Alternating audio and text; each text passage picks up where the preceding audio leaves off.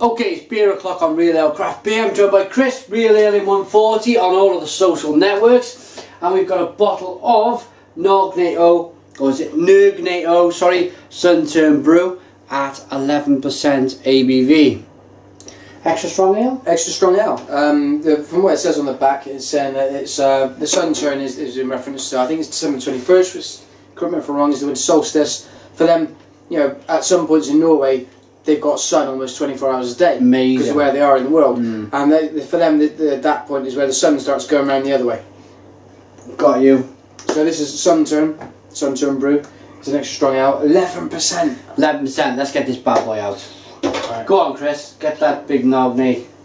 Yes, that's what they all got to say. Oh, big Nøgne, open it out. Yeah.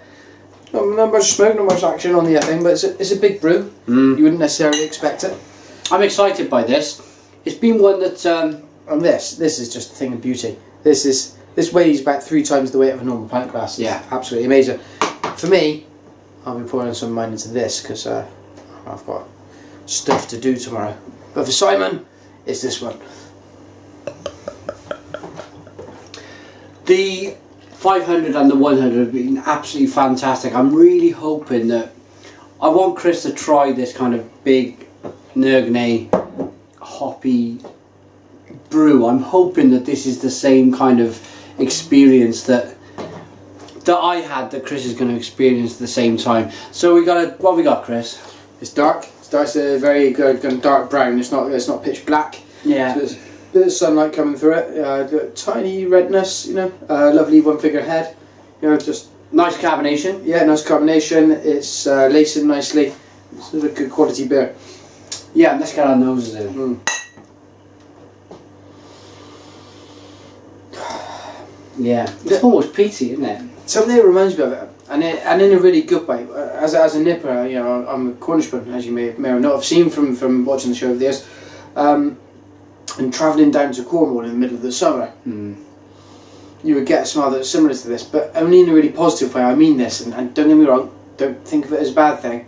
The smell of the fields going down to the West Country. Yeah, it's not quite done. It's not in a bad way. It's got that real kind of earthy. This is something of the land. Yeah. You know, you're connecting with nature from this beer, from the nose. But yeah, kind of peat. That peat thing. Yeah, that thing that, you know, it's so common with the whiskies as well. But yeah, let's dive in. Cheers, everyone. Cheers.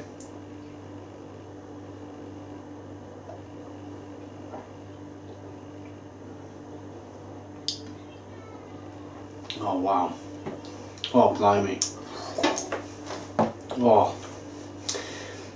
It's not a hot monster by any means, it's more of a big earthy beast, isn't it? It is. And that peaty, earthy quality just keeps... That's actually the final blast that you get. Really sweet. It's very sweet. It's almost like a dessert beer, isn't it? Yeah. But 11%? No. 11%? It's crazy. This is, yeah, you've got wines that don't have as high an ABV as this, and it's just so smooth. Oh, and you can see that head's being retained. That's an indication for me, and from, you know, you might be able to kind of how kind of that body of the beer is working on. Oh, let's go again. Let's go again.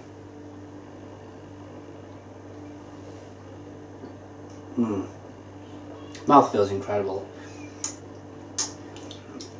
It puts me in mind of a little bit of Frigg whiskey.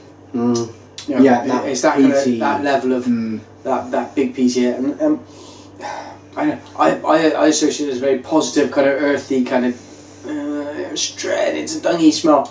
Yeah, it's great.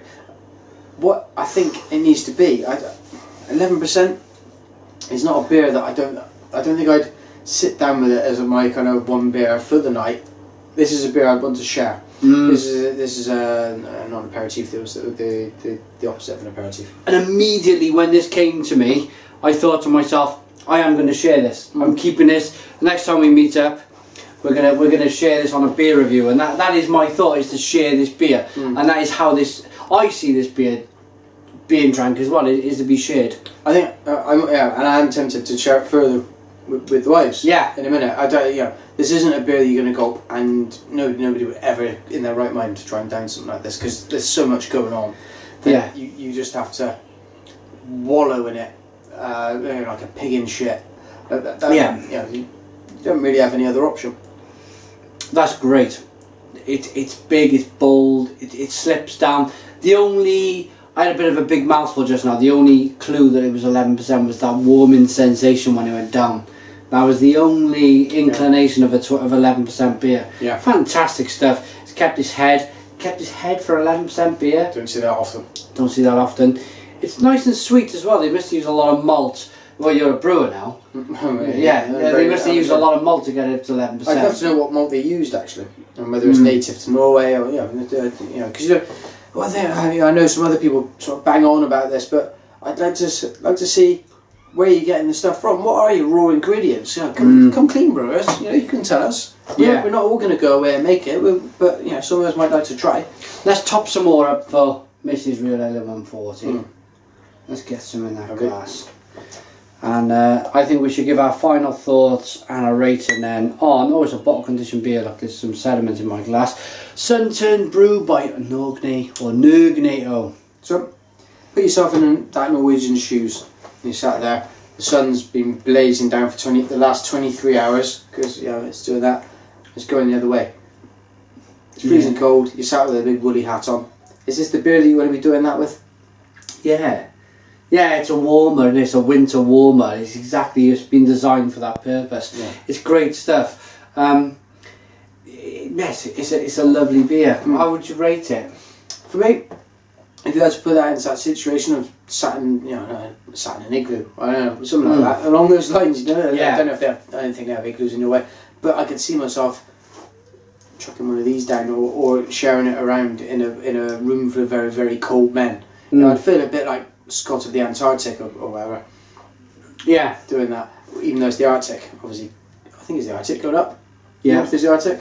And then the Antarctic. Yeah, it was bloody freezing anyway. In my mind, where I'm drinking this with my imaginary people, and for that situation, this would be top of the tree. It's 9.5, I think. 9.5. Wow. Yeah. No, good rating. Good rating. I'm going to join Chris on a 9.5.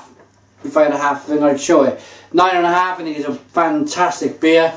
It's just Nøgne all over. Chris has mentioned the glass, the quality of the glass, quality of the opener, quality of the beer glasses. Nothing's been skimped on in this beer. You can tell. Beer, and again, and I'd like to get your thoughts on this. It's not because the beer's been sent. It's not because they've sent openers and glasses.